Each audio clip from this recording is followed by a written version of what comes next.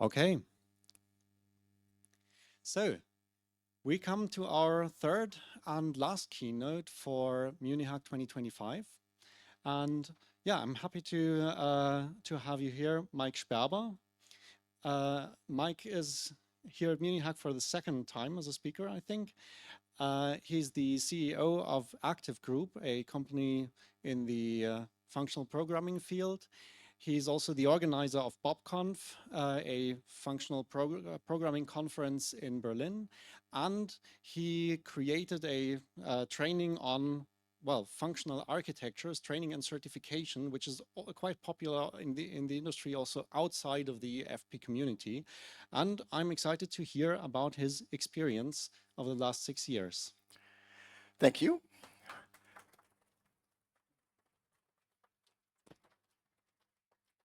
So before we begin, you've all been sitting for quite a lot these past couple of days. And I don't know if you know this, but it does bad things to your spine. So we'll try to counteract that a little bit. So if you can find a little space and stand up, and if you're watching this at home, you can do this too, of course, right? So stand with your feet parallel to your shoulders, and we'll start at the top. So you kind of try to rotate your shoulders backwards because they tend to be hunched over, right? And try to kind of pull your shoulder blades, think about your shoulder blades and pull them back and down, okay? So like this, right? Now squeeze your high knee cheeks and kind of think about your belly button and think about pushing that back while pushing forward around the height of your high knee cheeks, right? And we'll just stand like this for a couple of seconds, right? Again, pulling down here, rotating outwards. Also, squeezing your high knee cheeks should make your should make your legs try to rotate outwards here. That's very good for your skeletal health. Okay, thank you so much. Anyway, so Franz already gave me a very kind introduction. So we're a small company in Tübingen in southern Germany, and we do software development with functional programming exclusively, and we've been doing that for more than 10 years now. I'll talk about software architecture a little bit. We also do consulting and software reviews for functional and non-functional projects, and we also do a fair amount of training. And we also run a blog on functional programming, which is mostly German, but just 2 weeks ago I did the technical preparations for making that bilingual. And so if you don't speak German, you might come back in a couple of weeks and maybe we'll have started by then English language posts. As Franz pointed out, we run Bob, and this is the first public announcement of the date of Bob 2026. It's probably not on the webpage yet, March 13th, again a Friday in Berlin, same place as it was the last 2 years. Looking forward to that, and the call for contributions is going to open very soon. I'm also one of the hosts of the Haskell interlude, if you ever listen to that. And we're always looking for interesting people to interview. So if you think of somebody interesting that vaguely has some connection with Haskell, do send me a message and we'll be happy to oblige. So there's a whole ad section here. This year, there's also a conference on a workshop on functional software architecture. It's the third one that's co-located with ICFP, and it happens in Singapore. And you don't have to go to Singapore. You can also get an online ticket for this. That's fairly cheap. And they're still looking for lightning talks. So if you've ever written like a modestly large piece of software using functional programming, and you have anything to say about that, then they'd be really, really happy to hear from you for about 10 minutes. All right, so end of ad section. So in 2018, well, if you go to developer conferences, you'll sometimes see me kind of being the only person or one of very few people talking about functional programming. And not just that, in 2018, we'd been teaching courses like for clients interested in learning about functional programming for a while. But the problem was with these courses, as interesting as the content was, right, we would teach that maybe once or twice a year. And it was difficult to find clients interested in learning about functional programming. And so we thought, well, we got to do something about the marketing of this in order to gain more clients who are interested in, well, not just learning more about functional programming, but also paying for it. And so I'd met a few people from an organization called the ISAQB. I don't know if anybody's heard of that, which is a German association dedicated to education and software architecture. And so I'd heard about that, and I knew that their main daily business was developing content and organizing training on architecture, on software architecture. So I felt, we were doing functional programming. We don't really know how to market trainings. These people know about software architecture. They do know about marketing trainings. We're just going to put, I don't know if you've ever heard that interview with Ozzy Osbourne where he goes like, I like doing music, and horror films were popular at the time, so we're just going to put those two things together, right? And so I met up with Nicole Rauch, I think who few people here might know, and we sat down and thought, well, we're just going to write a curriculum for the ISAQB on functional software architecture, and then everything's going to go great. Essentially, it actually worked out that way. But when we started writing it up, the first problem was, well, functional software architecture, what is it? Can any of you tell me what it is? I mean, what's specifically, about software do we have anything to say about software architecture from a functional viewpoint? Yes. In my experience, since when you try to respect the principles of purity, when Okay. you try to Very good. Like, outside interactions to the edges of your system, and keep as much as possible of the business logic pure.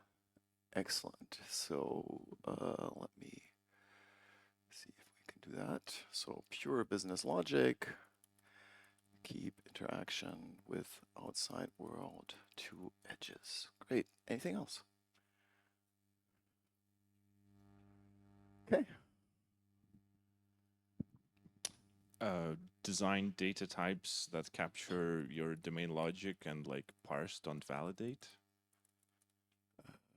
Capture domain logic, parse, don't validate. Okay, great. There was somebody there? Be declarative. Okay. So that is the scary moment with the slides. Oh, here.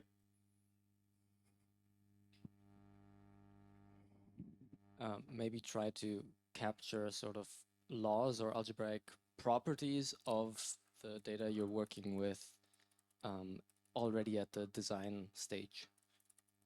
Okay, good. Is that okay with everybody? Excellent. Couldn't have done that better.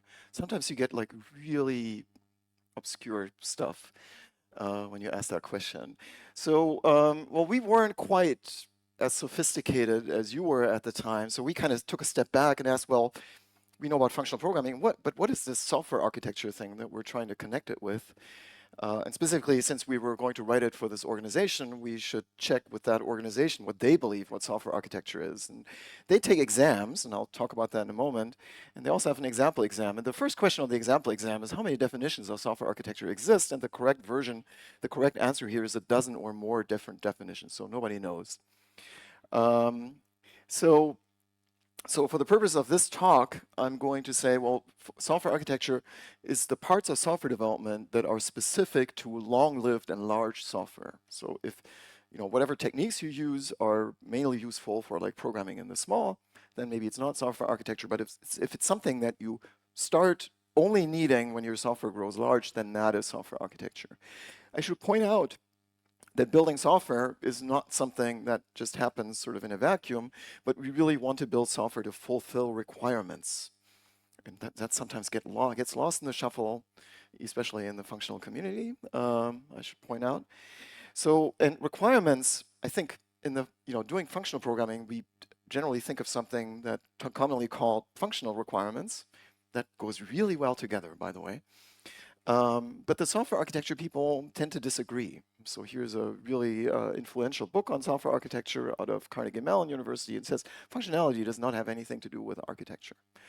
That's weird, isn't it? I still think it's weird, but what it tries to point out that there's many other aspects to a software system, so-called qualities, besides the functionality. So here, there's actually an ISO standard on this. This is kind of from an old version, but from the slides of one of my fellow members of the ISAQB.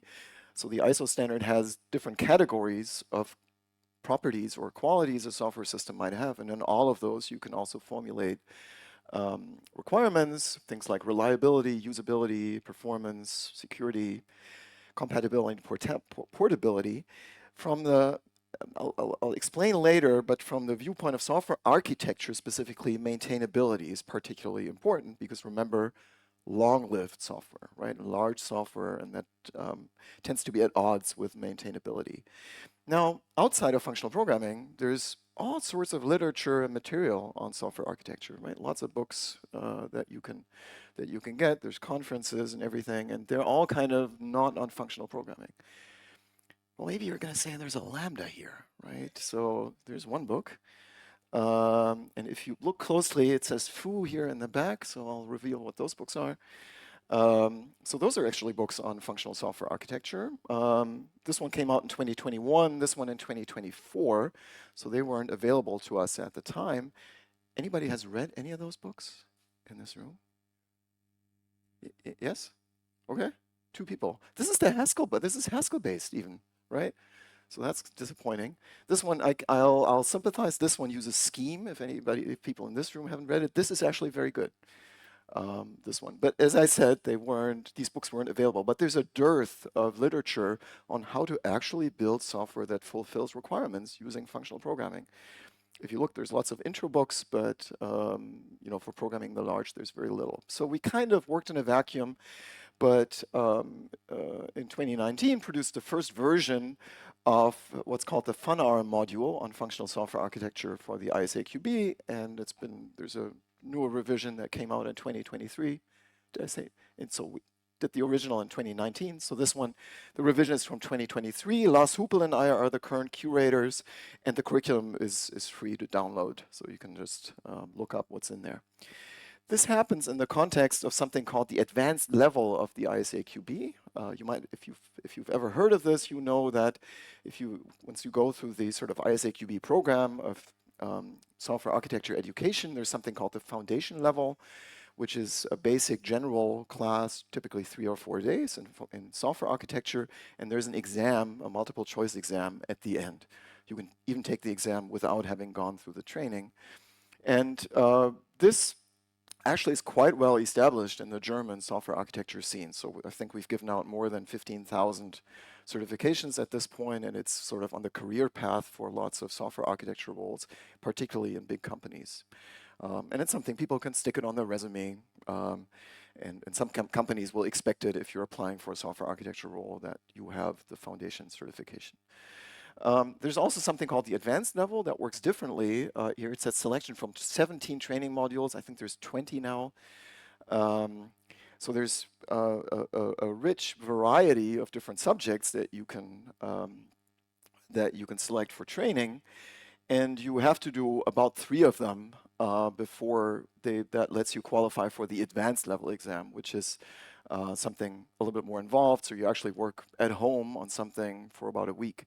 And you go to get hooked up with people at the ISAQB that will look at it and discuss it with you.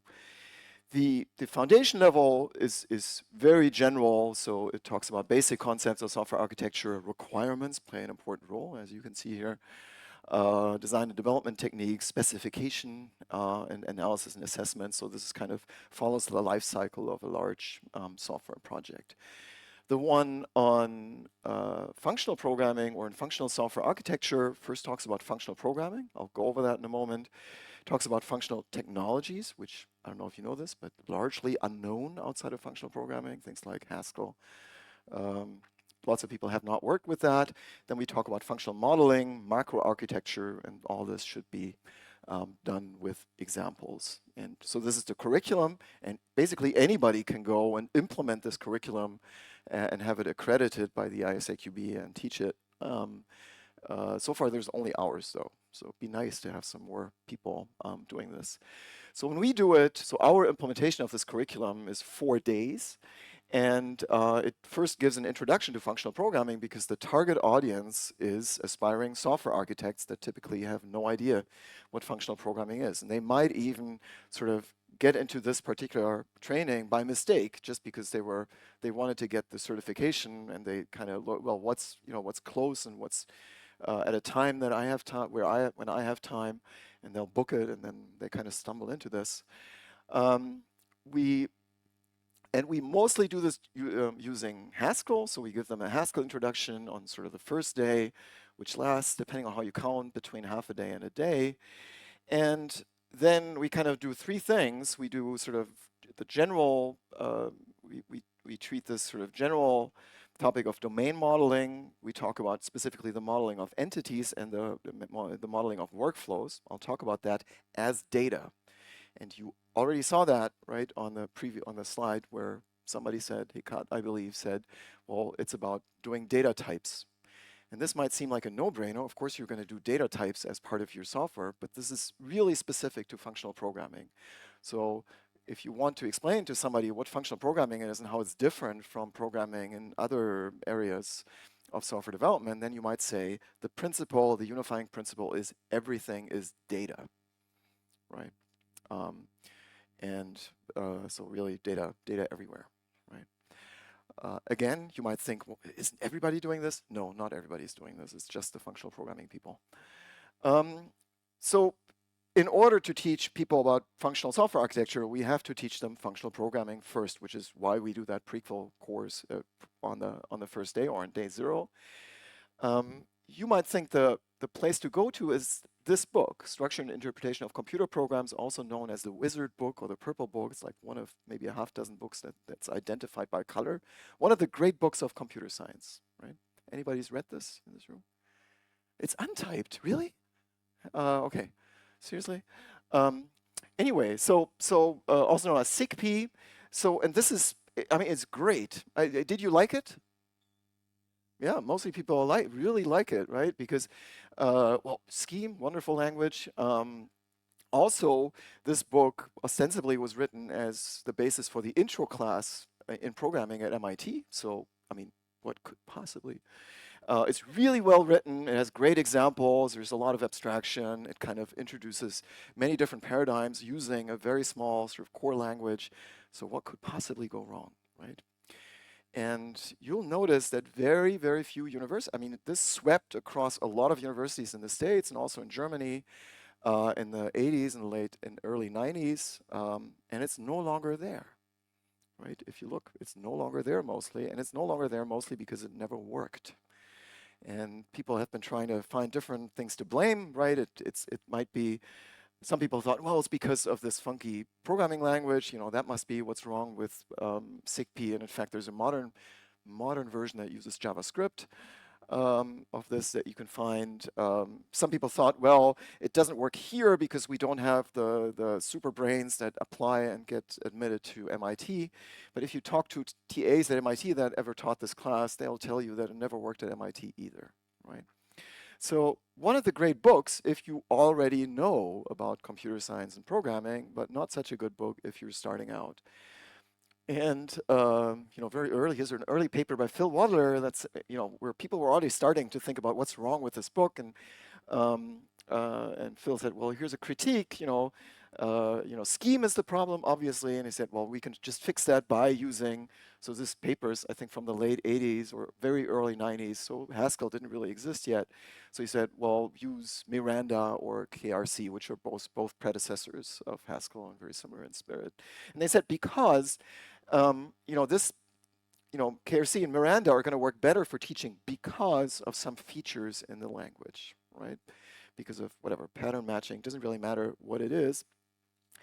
So, but this is in fact a common mistake that people make, is that they think because they appreciate features of their programming language and because they like those and they work for them, they must also work for beginning students, right?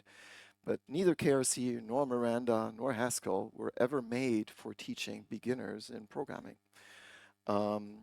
And Scheme also was not made for teaching beginners in programming. So it's one of the reasons why it didn't work is the programming language just wasn't built for beginners. And one group that studied this very closely was the group of Matthias Felleisen to this day, that also started out with SIGP, noticed things didn't work, but then really did the hard work on figuring out what was wrong about it and fixing that, and took many years. But this really is one of the great results of functional programming. It's eminently reproducible for teaching beginners. If you like, there's also kind of, I'm going to describe it as the German language version of this that was developed for the intro class at the University of Tübingen. Both books are free on the internet, so you don't even have to go out and buy them. So what is it about those books? Well, the focus is on something called design recipes. And design recipes are explicit named techniques that kind of go from a problem statement to a program that solves that problem. And they're very, very pedantic. So this book is not going to make you go, oh, wonderful. Instead, you're going to think, really, do I have to go through all this bureaucracy? It's like the German, Matthias Felleisen originally is German. So it's like the German bureaucrat's introduction to programming. And especially in a university setting, you will insist, you really have to go through the same sequence of steps every time in the same order. Otherwise, we're just not going to give you credit, right? But the focal point is of the design recipes is that the structure of the program follows the structure of the data, right? So that means that there's a strong focus on sort of what it calls data analysis, is that you write down data types that describe what is going on in your domain, right? And then your program follows that. Well, of course, we all know this. Does anybody know where this comes from historically? This idea that the program follows? Who came up with this first? Michael Jackson. So not that Michael Jackson, but there was a computer scientist called Michael Jackson. So the origins of this is something called Jackson structured programming that first came up with this idea. So an important part of the result of the PLT's approach to teaching is these systematic design recipes. But I mentioned the programming language is a problem. So over the years, we've developed and refined programming languages specifically for teaching. They have no other purpose. They're not meant for real-world programming. They're just there for teaching. And also a programming environment that comes as part of the Racket system called Dr. Racket, which also works for teaching. And that's what we developed for the intro course at the university.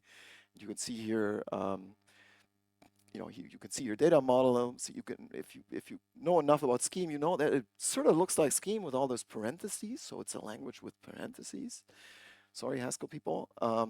But there's all kinds of elements here. This looks like a type declaration, right? That is not originally in Scheme, but that we added to those teaching languages to make them more effective for teaching. So you can see here a data definition. You can see here a little text that is the starting point of that data modeling. You can see a bunch of examples here, and then there's if you know me, you know that we always run over armadillos on the Texas highway as one of the initial examples. Here's a template. Here's sort of what comes out of this Jackson structured programming. And here's the final function that runs over an armadillo. So and what we do you'll remember this was designed for intro students, for the intro class, for first-year students. And over the years, we found out that it's also the most effective way that we know to teach professional programmers, even though it's a different target group. So we do a highly compressed version of that during one day, but with all the elements, with the programming, with the teaching languages, with the Dr. Racket programming environment, and so on. And then we switch to Haskell on the second day. These are people who have had no exposure to functional programming, so you can imagine it's a little brutal. And you can see that we kind of start out by just saying, well, how are we going to do the things that we did yesterday in Haskell? And things mostly correspond, so that makes it significantly easier. You might ask, why do we switch to a different language? We could just stick with Racket. And in fact, I'd like to teach a version of this with Racket one of these days, but we really wanted, since people that come to this class typically are not acquainted with functional programming and their technologies, we wanted to show them a little bit of variety. And the great thing about having Racket and Haskell is that they're kind of at opposite ends of the spectrum. So Haskell has a completely different syntax concept. It has static types, which Dr. Racket does not.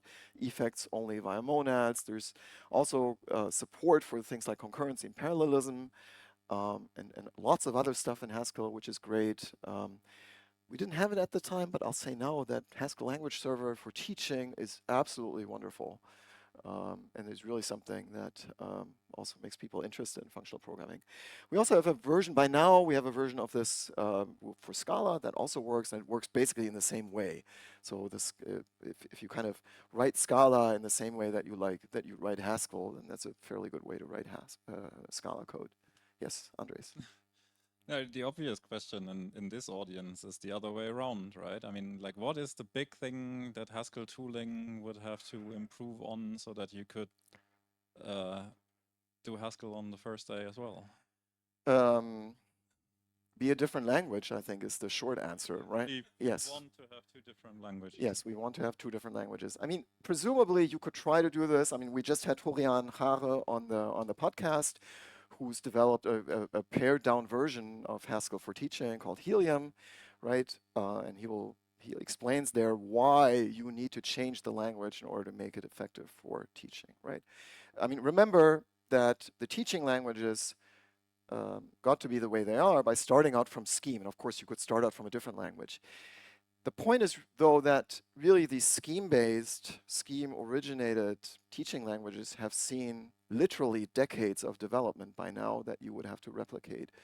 So I'm not sure there's great value in doing that, right? And I mean, the functional programming community is small enough as it is. Do we really want to invest our time in side quests like this? I think not, but you might feel different. Right. One thing that definitely would improve Haskell for teaching, so installation is a complete nightmare. And also they keep fiddling with the language. Or somebody here probably keeps fiddling with the language, like the way that they fiddled with Star Wars over the years. And you might feel these things are unanimously improvements, but trust me, they're not. And they're not in a teaching setting as well. Anyway, so let me get to the good parts. So I mentioned that from my viewpoint, right, the important part about functional software architecture or functional programming is everything is data. And so we spend that first day, essentially we spent the second day also on data modeling, on functions, data, and specifically data modeling with products and sums, right? And you might think, well, everybody knows this, right? Because you can, of course, you have products in any object-oriented language. You can encode algebraic data types by doing like an interface and several classes implementing that. But outside of functional programming, sums largely do not exist and are unknown. So if you want to teach people about functional software architecture, you got to start with this, right? And so I happen, within the ISAQB, I also happen to be in the group that makes that maintains the foundation curriculum, along with Stefan Wehr, who some of you might know. So we're kind of infiltrating the whole thing these days, and we managed to put data modeling on the foundation curriculum for this year's revision, which caused a small shitstorm. I mean, you can look it up. There's a GitHub issue somewhere where people thought, where literally people say, well, I've been doing software without sums and products all my life. So how can this be important, right? And then Stefan and I felt motivated to write a blog post also on our blog on this, and that kind of cleared things up. But it's an ongoing discussion how that best fits in a general software architecture education, because so that's always something to keep in the back of your mind. If you're talking to people, you go data modeling this and that, they don't know about this, right? Specifically, I always like to refer to this paper from ICFP when it was still doing practically oriented papers on financial contracts, right? And this is a paper from 2001, and says on page 1, right? It says, there's a intro paragraph, and it says, oh, build a combinator library. Of course, everybody knows this, but nobody knows this, right? Outside of functional programming, and in fact, I mean, I dare you to find literature on how to build a combinator library. It's not that it doesn't exist, but I would argue it's fairly recent, and it's probably not that easy to find. So So of course we talk about building a combinator library, but even though it would fit within sort of object-oriented programming as well, and quite nicely at that, it's a thing largely unknown there. So we spend a fair amount of time on that and on the methodology of doing that. Today, I want to focus on something else because really this combinator library is nice, but it's not a complete application, which is what's usually interesting to people who are doing software architecture. What we also do is we do application architecture using an example, which is the Hearts card game, right? It doesn't really matter what it is, but you can see 4 players, usual, French set of cards, and we want to kind of demonstrate how to build an application using that. And the way it works is, well, we first do a bunch of data modeling for, what's a card, what's a suit, what's a rank, what's a player, what's that trick, what's the hand, things like that. And then, but of course, it's not just the data, it's what happens with the data that's interesting. And with the game, it happens over time. So we need to think about things that happen. And the people talking about event sourcing will be gratified to know that we do this using events and commands. And so this is very compatible with event sourcing, even though we don't explicitly do that last step to actually make it persistent. And then there's domain logic that explains sort of the individual steps that happen in the game, but we also need to explain sort of the overall flow, right? Things happen in a certain order and they get repeated. There's the next player's turn, puts a card in the middle, and things like that. And then we integrate that into an application framework, and we kind of do a little web application with the front end. So for that, we also need to talk about deserialization and validation. One thing I should note here, this is a fundamentally bottom-up technique. And if you feel at home there, I think that's common to a lot of people doing some sort of functional architecture, is we start with the data. Well, it's kind of natural when you start with modeling the data. This also, large parts of the software architecture community tend to work top-down, right? And so that's what you need to keep in mind when you talk to these people. I don't want to go into too much detail, but I want to talk about one aspect that really was difficult for us to do in a way that was teachable, right? And because we wanted to talk about, well, what is kind of the workflow of the game, right? Somebody's turn, they put a card in the middle, 4 people have put cards in the middle, somebody needs to pick up the trick. That person is the next one's person turn, to encode all of that, right? You can individually sort of encode each step easily as a function that tells you, what the next thing is, but you really want to describe the entire flow of the game. And so there's a data type for the events, but the event is just one thing happen, and we really want to talk about the sequence of things. And then there's also command data type. I mean, the main thing here is the play card command, which is what sort of comes from a player when they want to put a card on the table, right? And so there's, and as you can imagine, so if you remember sort of yesterday's terminology in event sourcing, you talk about projection. So just having the sequence of events allows you to answer any question about what went on in the game and to calculate who won and things like that, but it's not very useful because it's difficult to kind of query that sequence of events. So typically what we kind of do is we have some sort of state data type, a projection, that gets generated from the sequence of events. So you will typically have a function that says, well, there's an event, there's the old state, and then out comes the new state, and we kind of have the same. Of course, in any larger application, you will have multiple such projections, and here the individual players will also sort of project their view of the game, right, where they only see their own hand of cards and not everybody else's. So that makes the overall game sort of this, right? I think of it as sort of the table, which is where the rules of the game are situated, right? So that decides what actually happens. And so it spits out events. The events go to the players, and the players then kind of think, oh, it's my turn now. I want to put a card on the table, and they emit a command. So you have sort of 2 dual things that map the that either go from commands to events, that's the table, or from events to commands, that's the players, right? And now, so I want to focus about what the table does. So here's like the very first version of this that I wrote, right?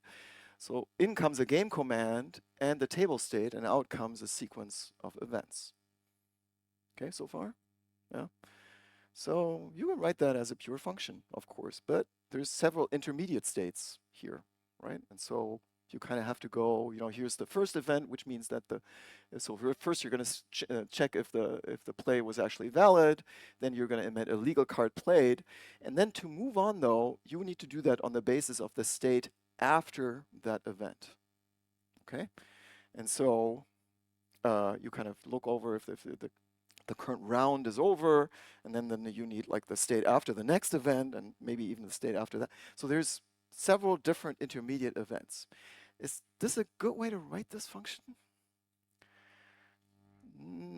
Well, it's certainly very error prone because these things are numbered, right? And so there's state 1 and state 2, and you can't all, in certain other languages, you could all name them state, or you could kind of do like assignments or things like that, right? But in Haskell, so here's something you could fix about Haskell, right? Is the recursive lets. Anyone, right? No, you don't really want to write it that way, right? And somebody might say, well, of course, you're modeling like a sequential thing, and there's state involved, so we're just going to use the state monad, right? You're laughing? Why are you laughing? Isn't that not a good idea? No, you should. Sorry, don't put him on the spot. So, so Andres, I thought, would jump up and down and say, "Don't put state events in your domain logic. You should have your state. You should have don't put technical monads to express in there to express domain logic." So you can try that, but then eventually you will come to the point where you have to integrate this thing into your larger application, and more effects will come into play, right? And then you need to talk about how that happens. You could try that with MTL or with your favorite effects library, and then try to teach that to somebody. And that doesn't work, right? That is exactly Andres' point, and kind of we figured that out at the same time, right? Oh, okay. Yeah. Okay. So I wasn't sure whether you're agreeing with me or I am disagreeing. completely agreeing with Okay. you, right? And so the thing to do is, indeed, to express it using a monad is good, but the actions in your monad, or whatever you want to call them, they should, because you're expressing domain logic, they should refer to the domain, and they should not refer to something technical, such as whatever the state monad or your reader monad or something like that. And so you can see here, so here's the current version of that, and that is something that we actually have the participants of the training write as an exercise, and they do that quite successfully. And so you have actions here like record event, which says, well, I'm going to announce that something happened. There's a monadic action here that figures out whether the current round is over or whether the current game is over. So you can see a few monadic things here. And you can see up here there's a game monad. And that game monad, you can think about how to implement that game monad. And maybe here we disagree. So the way that I found to be teachable is just to do a simple data type that has the continuations here be explicit. And that you can latch onto kind of people's experience and intuition by just calling them callbacks instead of continuations, and then that will kind of make sense to people. And this is something that people can learn within the pretty short space of that class. Of course, we're not talking about composability with other monads yet, but in fact, that is not as important. So so that's something that we found workable, and also it really drives home the point everything is literally, right? Everything is data. So your process, your workflow in your application is also a piece of data, whereas in your typical object-oriented, Spring Boot application, it's going to be a method that does things, and it's very difficult to kind of get in the middle of that and sort of inject other behavior in there. And here it is completely trivial. And so that is something that people can do. So the workflow, so we have the workflow as data. It's and also what then is relevant if you're doing a web application, this thing can be interrupted anytime. And it's resumable, and we can talk about continuation, so it opens the door for all kinds of other things. But it took us a while to come up with that, and we certainly had a few misfires along the way. The intro to monad, whatever, monads or burritos or spacesuits or something like that, right? So the analogy that we use in the class is just a piece of data that describes a process, right? And so we usually introduce that using a small sort of database DSL.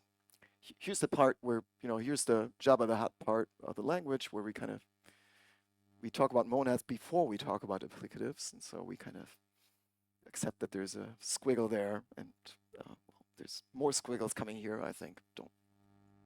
Anybody here, don't do that. So anyway, so that's so that really drives home that point. Everything is data. We work bottom up. Eventually, we get to the point where we want to write an application. For a web application, we need serialization, and so we did a very simple JSON deserialization framework for the class. It's not based on like magic type classes. It's just a combinator library. But again, it's something that you can do exercises with, that people understand, that people can work with, and it nicely illustrates that principle that somebody mentioned. Parse, don't validate fits exactly in that pattern here. We also, so I'm not going to talk about every detail of the training. That would take longer. We kind of establish those, if these algebraic concepts are important to you, we talk about sort of semigroups and monoids and functors. So this stack here and this stack here, functors and applicatives and monads. People kind of dig it. The first 15 times, I think, that we did it, right, is, we were done with all that, right? We had a working application, front end was also there. People would ask, yeah, well, cool, but where, dude, is the architecture? Because all along, we've just been sort of doing small things and pieces and then put them together at the very end. I kind of want to tell them, well, what do you mean? We've written a whole application. And so you kind of want to dismiss that point. But remember that, first of all, people are coming from this top-down experience usually, right? And so they are used to having like the macro architecture being this big thing, whereas here it's this small thing. At the last minute, we put it all together and it kind of magically works. So where is the architecture here, and why is what we did sort of relevant for software architecture in a larger context? And in order to understand this, remember at the beginning I had the sample exam that said, well, there's many different definitions, and one predominant definition that a lot of people go by is this one. I think originally coined by Mary Shaw, but I couldn't find the source. So here's two prominent software architects that you've probably never seen, Simon Brown and forget who that is, and the Uwe Friedrichsen. And they make statements about software architecture. And they say software architecture is about making big decisions, right? Decisions that are very hard to change later, that will kill your project if you get them wrong, or that will cause a lot of pain and suffering if you get them wrong. So big decisions, right? That kind of makes sense, right? Because, well, yeah. So especially if your software is not long-lived, then whatever, just start over. But I want to point out that software architecture, as we know it today, kind of started with this guy here, David Parnas, in the 70s, who was the first person to talk about things like modularization. And in one of his classic papers, he said, well, we split up, we modularize a program, and he also talks about decisions here, right? He says, well, we're going to modularize the program by thinking about the decisions that we have to make for our software. And the idea is that each module will hide a decision so that you can change it later. So that's a different view of things, right? So one view is make the decisions and get them right, and the other one is kind of don't make make the decision so you can change it later. So in other words, don't make the decision in a way that you can't change later. So those are, and one way I think to look at sort of software architecture today is that people have given up on Parnas's goal, right? And so it's a sad state of affairs. And if you think, well, maybe, from functional programming perspective, we could say something about that, then that I think is true, right? So specifically, let me scroll forward a little bit. So if you look on the internet on software architecture, you'll find out a new term that's come up a couple of years ago called the modulith, right? And what is a modulith? Well, it's the monolith, but modular, right? And from this, you can kind of deduce that the basic default assumption of people developing software today is that your monolith is always going to be unmodular. right? People do not know how to write a monolithic piece of, whatever, Java code that is not, right, in a way that it is modular. Modularity is almost exclusively achieved through things like microservice architectures, which bring in a whole can of problems but they seem to be worth it, right? And so if you think, well, why? Does it have to be that? No, it doesn't have to be that way, but maybe we should talk about it a little bit. So one other sort of primary origin of modern software architecture is this book, the Green Book, right? Anybody's read that one? Or ever looked at that? Structured design, highly recommended. So this is from the era of punch cards and paper tape and things like that, right? And these were kind of the first people to do sort of empirical studies of what works and what doesn't work in software architecture. And so by observation of software architecture in practice, they figured out this thing. They said, well, when a piece of software is being developed, the money does not go into the initial development. It goes into changing it later. I mean, that makes sense. I mean, that makes sort of intuitive sense today, but this is 1979, right? So you really, when you want to control the cost of developing software in the long run, you need to think about changing it and not making it particularly trivial to write new code, right? So that, remember that pile of qualities that we had, maintainability was there like near the bottom, right? And because it comes into focus later, but if it comes into focus later and you haven't paid it due attention, then you have this problem that your software is going to be expensive, right? Now, they thought about, well, how can we, or what's the factor that determines whether software is difficult to change? And they came up with this idea of coupling that you might know today. It's kind of a vague concept. But if you think about your software as sort of modules or parts that you can divide it into, coupling is sort of a measure of the interdependencies between those different parts or what those parts know about each other. And the more interdependencies there are, the more it is the case that when you change one place in the program, you also have to go to other modules and make corresponding changes. I wonder if that's happened to anybody today here in this room. And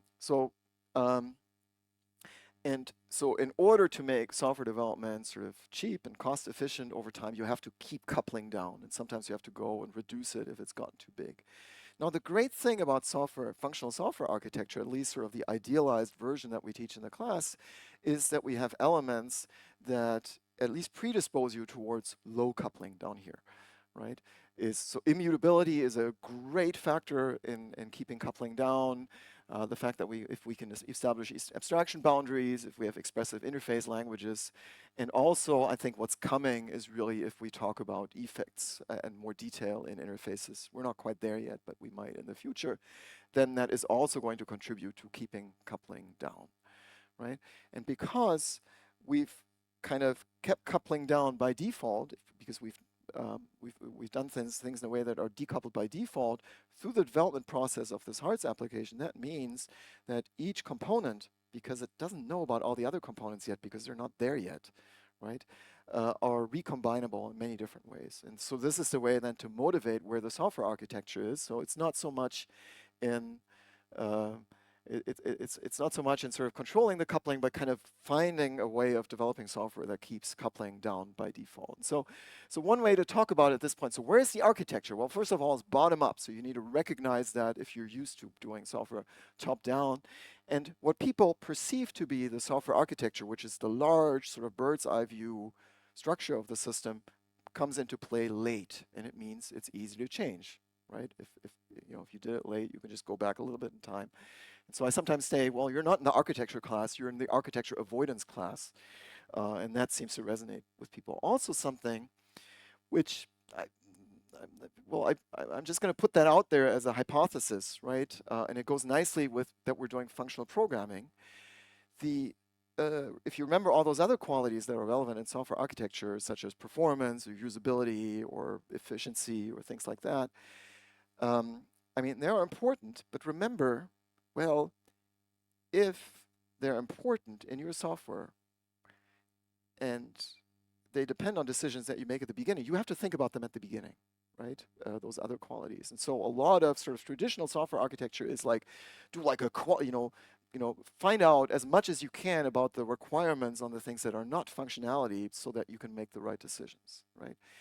And if that's alien to you, a fellow member of the foundation group once told me, well, Mike, let's say, we want to achieve performance, and so we have this arsenal of techniques, and we're going to do it through multi-threading, right? Now, imagine you're doing this in an imperative setting. If you don't plan that from the beginning, it's going to be difficult later. It's not like super easy always with functional programming, but it's generally okay to do these things later. So I think one way to think about this is that really we're kind of proudly doing those functional qualities first, which is good because they also come into view. They're the ones that are going to be in your requirements document at the beginning, right? And because our software architecture is decoupled in many ways, that will give us the breathing space that we need in order to achieve the requirements on the other qualities later by refactoring, by adding things like multi-threading, by optimizing the things that we need to optimize, things like that. So, so I think that functional programming, functional software architecture, functional qualities first is a way to think about it. So, and that that has worked pretty well so far. So we've taught it about 30 times now. We've several people back at Active Group who teach it these days. Mostly I do it, but a few classes are taught by my coworkers. We get really unanimously positive feedback, which I can say, I think, at this point. And we get people who absolutely don't know nothing about functional programming to being, productive in 4 days. They're not going to go and like immediately write that application or come to MuniHac and be that, but they have, I think, the abilities to then get started on that. So, and they certainly are able to write things like, monoid instances or semantics for these financial contracts is an exercise that we do on the second or third day usually. There's a dearth of literature, as I pointed out, so we really need to think about writing more books and material on constructing large-scale software, and we generally need to talk more to these other people. It's become, I've been in this game for a long time, but really the past 3 or 4 years really have driven home to me how much we have not talked to the non-functional programmers. So we're, the software architecture, big thing, domain-driven design, which we've heard yesterday. Who'd heard about this before? Domain-driven design, well, maybe half, right? And in a room of sort of standard software architectures, all the hands would go up, right? So we need to talk more about these. We need to talk more to these people and talk, not just talking at them, but also listening to them. Domain-driven design has actually produced a bunch of very cool techniques and heuristics for organizing software systems that are relevant. Really, this goes, so the teachability of your material, of your programming language, of the tools that you use, it matters when you're teaching a class like this. And I like to think that it doesn't just matter when you're teaching, but my experience over the years has been that when you're thinking of several alternate approaches of doing something, and you stumble upon one that works well in teaching, it tends to be the one that you also should use in software development. So that's my conclusion under this sort of monad stuff. We can optimize a little bit with an effects library and get rid of some of the boilerplate, but the general approach, I think, is good. And I think this would serve well sometimes the authors, specifically of Haskell libraries, to think of not just, is it super cool, is it super efficient, but also how learnable is it to use it, right? And we've heard, some of that yesterday. I thought that was very good. But sometimes I think some libraries go a little bit overboard. As always with teaching, if you do this, right, the thing to do is always to look for improvements. And so we're always, usually I'm going to actually, right after this talk, I'm going to go to Osnabrück and teach another iteration, and we'll switch a few things around just to see if they work better or worse. So improvements are possible and ongoing. Somebody pointed out to me, so there's a paper about this also at this year's FUNAR that you can find on my homepage.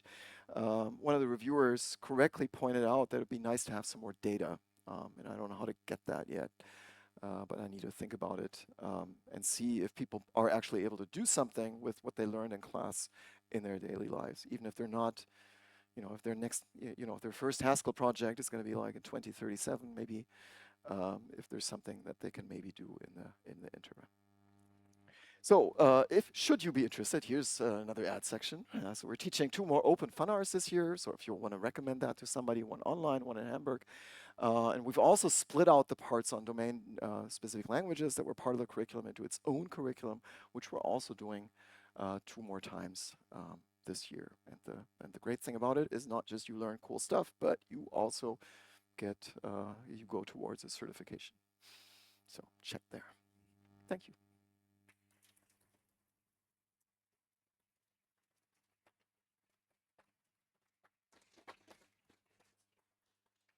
Yeah, thank you so much, Mike. Are there questions? Yes, Andres. No, thanks for the excellent talk. Very many things that are good to see spelled out in this way. But I was expecting towards the end when you made this really nice point about like functional software architecture being architecture avoidance and like the emphasis on change. I was expecting that you're saying like, yeah, and that's why in the end, I'm actually telling the people that the requirements for the Hearts game have completely changed.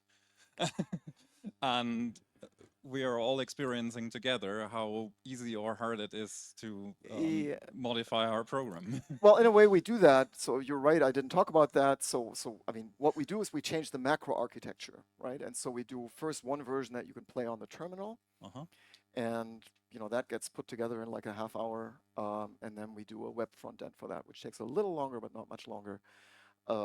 And then we talk a little bit about what it would have meant for their object-oriented solution to be used in different contexts. And there it's not so easy.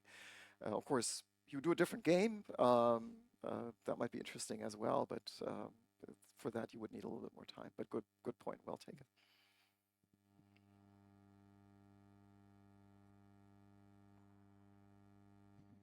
Hi, and thanks so much for the talk. I have a question/comment, which is related to Dr. Racket, or Racket in general. Disclaimer, I love Racket, and I think it's a very nice batteries included language, and we used it back in my university when I was teaching a course on functional programming. And these were computer science university students, right? So like they know their tools and stuff. And first thing that we notice is the culture shock that they got when they used Dr. Racket. Because Dr. Racket is nothing like any other IDE that they have ever used, especially if they're mostly used to VS Code or Visual Studio or IntelliJ products or something like that. And I'm curious, what do you notice regarding the participants' reception of Dr. Racket? Is it positive? Is it neutral? And do you plan on changing that or anything? Yeah, so to be honest, we don't notice that culture shock. I don't think I've ever seen that, neither at the university level nor at the professional level. So people just kind of go with it. I mean, there's not that much, right? There's a window with 2 panes and there's like 4 buttons. So that's easily explained usually. So I mean, people do complain about the lack of auto-completion, right? So, I mean, there is kind of one, but it's unusable. It's basically unusable, right? If you look closely, you'll find it somewhere, right? So that's one thing, but then I mean, the point really is that I explain that to people is, right, humans, I mean, we don't learn, I mean, originally, evolutionarily, we don't learn by, staring at computer screens or even, written pages or something. We move, I mean, humans learn by their bodies moving through space, right? So the haptic experience of typing computer code is actually, I think, important for the learning experience. So Matthias Fellein's group experimented because the design recipes have these templates that are, remember, they come out of the data types. You could generate them automatically. And so they experiment with that, but found that it had a detrimental effect on the teaching, actually, surprisingly. Well, maybe not so surprisingly because of what I just said. So people are usually amenable to that. There is some, I mean, people, of course, do quibble with the parentheses, right? Honestly, of course, mostly being grown-ups, kids really don't have trouble with the parentheses, but being grown-ups, you kind of have trouble adjusting to something different. And so they tend to make mistakes, especially with things that have like double parentheses, like cond or whatever. So I usually just lean into that, right, and tell them, well, it's just today, right? It'll be over after today, and tomorrow you will learn Haskell in a language made by people who absolutely hate parentheses, right? And then, of course, then they go hallelujah on the next morning, and I go, well, let's see what you say on the third day, right? And some people still love Haskell, but some of them go, well, maybe Mike had a point on the first day of things being uniform, right? Because people do make parenthesis mistakes in Haskell also, especially coming from Java. So that's one comment that I have there. But people, you didn't quite ask that question, but there's really positive reception of VS Code and HLS combination. So for teaching, we're just doing small projects where you're looking at single files. This in-buffer evaluation is like, totally blows people's minds, and it's really nice. How do you decide what you put into the recipes? If you want, I can give like a running example from your Dillo on the Texas highway thing. I looked at it a few years ago, so maybe you have changed this. But I noticed that the armadillo is either dead or alive because you run the Dillo over and you change stuff. And what I noticed is you use a Boolean to signify that, and not like and you would, from a design principles thing, you'd think, Boolean blindness, is this really a good thing? Should I have my own type, dead or alive? Is this a thing of Boolean functions being immediately usable, or what is your thinking for like changing recipes for this sort of? A good point. There's no recipe that says that you should use a Boolean. In fact, when it says dead or alive, so the word or is relevant there, right, really suggests that you should use a sum type or an enumeration, right? This is actually something that people are familiar with. So outside of functional programming, there's something known as primitive obsession. So I should say that, so you can mention that. And they know that you shouldn't use Booleans for all kinds of things, right? And so this is right there where you can have a discussion of trade-offs. It's a little bit more work to do that in the racket-based teaching languages. So I don't know if you can see that. Let's see.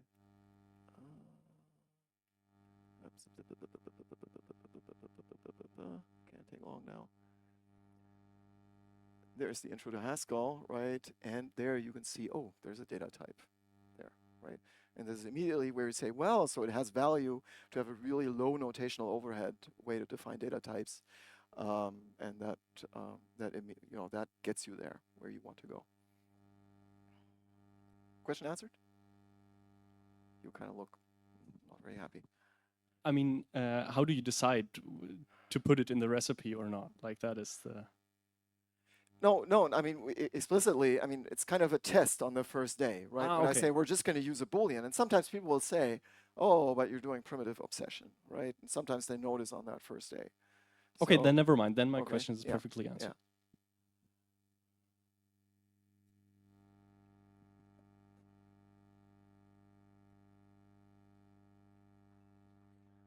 Hi, I wanted to give a little bit of a counterpoint to the idea of modularity.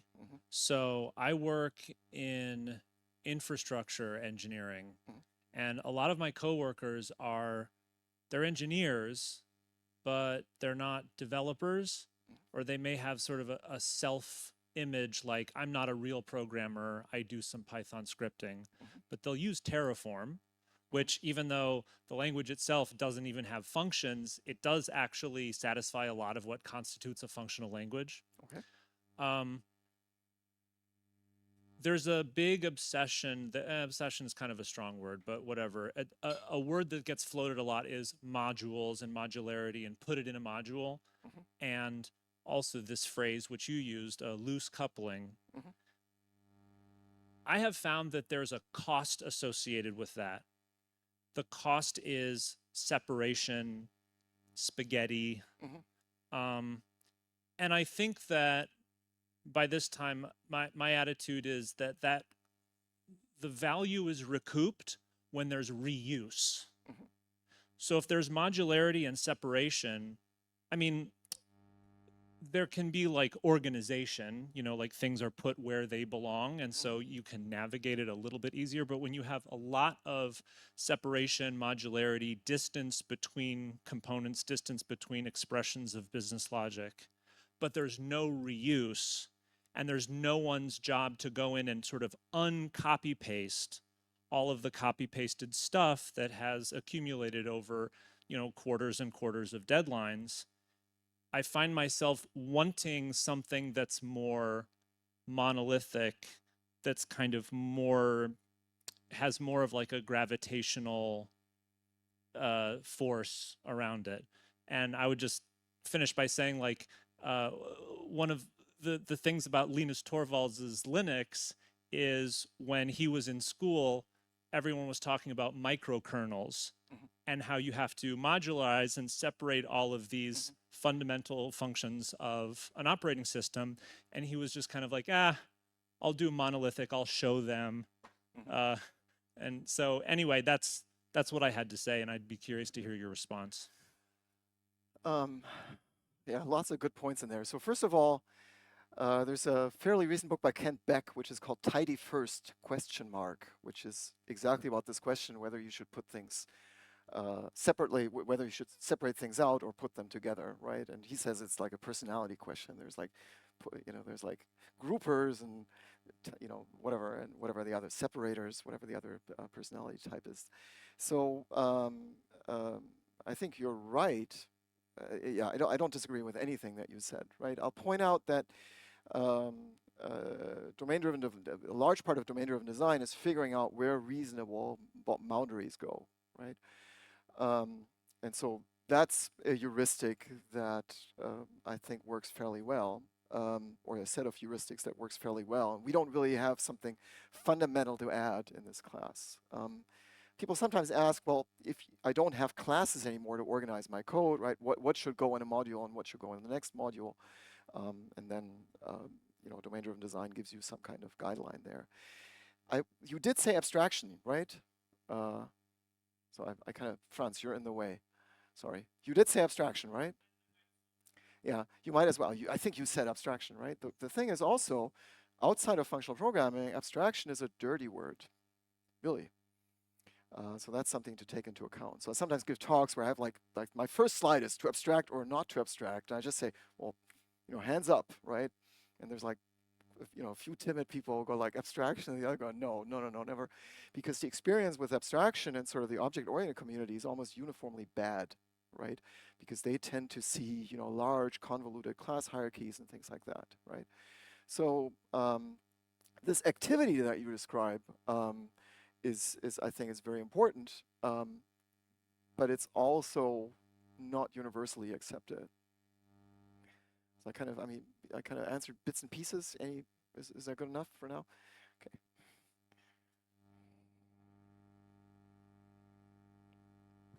Okay. Great talk. I was wondering, have you found that with the recent popularity of LLMs, the expectations for your courses have changed over the years? Do people bring a lot of like do they work with LLMs more in the course? Do they do that at all? I think fundamentally not yet, I would think. I've seen very rarely people try to do the exercises with LLMs. That's uniformly a disaster. We manage the code during the training on GitHub, so ChatGPT has read the previous class's code. You can see that it's read that, but as soon as there's like a tiny change, things don't work anymore, and then people are stumped as to fix it. So I'm sure you have to very actively use something for learning. That style of learning does not work. So we'll see what the future brings. So I usually caution people to use ChatGPT to do the exercises, but as far as the expectations are concerned, I have not seen changes yet. Thanks.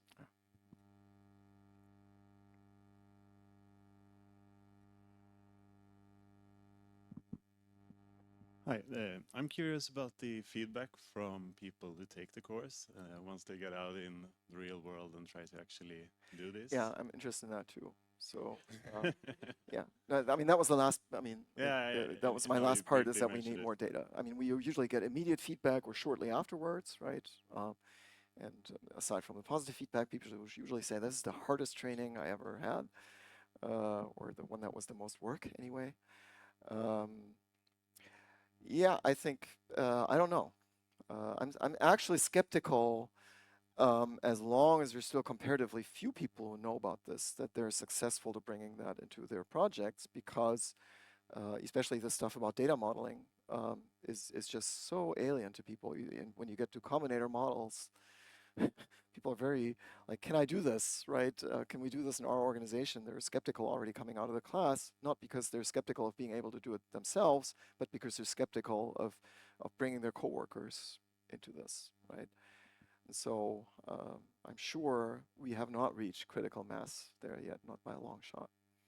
And I feel like often there's a big social component Yeah. to good architecture that's, yeah, I don't know how to solve. Yeah. Well, as I said, we need to do more communication, right, with these other people, even though it's sometimes a lot of work, right? So we just need to engage more. I mean, it's just been, I mean, the object-oriented community, I mean, we talked about this last night, right? They've had OPSLA, the corresponding conference to ICFP, which has been doing great work doing outreach and being sort of inclusive and talking to a lot of people. And the functional community just has not done that yet, like at all, really, not at all. And we need to do more of that, right?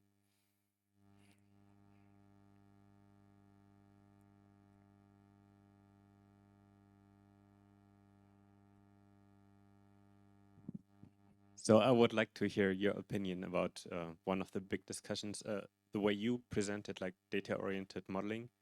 You have data types with constructors, and all the constructors are exposed.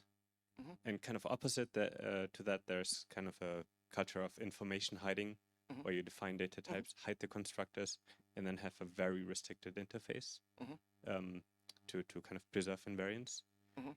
And some people like that style of information hiding, and some people are strictly against it. So, for example, some people have the opinion that nothing should be hidden, which can lead to tighter coupling, but also kind of increases the possibility to extend functionality outside of the module that implements it. So, what is your experience on kind of teaching information hiding and exposing everything? I mean, with combinator models, you often put smart constructors between the raw constructors and your thing. So that's a way of putting an interface in between. The problem is sort of thought to the I mean, if you take this to the extreme, you're kind of in the object-oriented world, where people would often say to me, you know, when I mean, of course, with something like the financial contracts, the constructors are effectively exposed, right? So I think I'm more on that side of things, right? They say, well, you know, in object-oriented programming, what we really try to do is we write an interface to things. And so this idea of having an algebraic data type and spelling out explicitly, it can be this or that or that or that, is too much for them. This is, I can follow that reasoning, but it means you don't do data modeling. So I think before you you think about hiding things, you need to first expose things and see how things go. If you kind of go with that hiding mindset, so in my experience, you just don't get to the data modeling.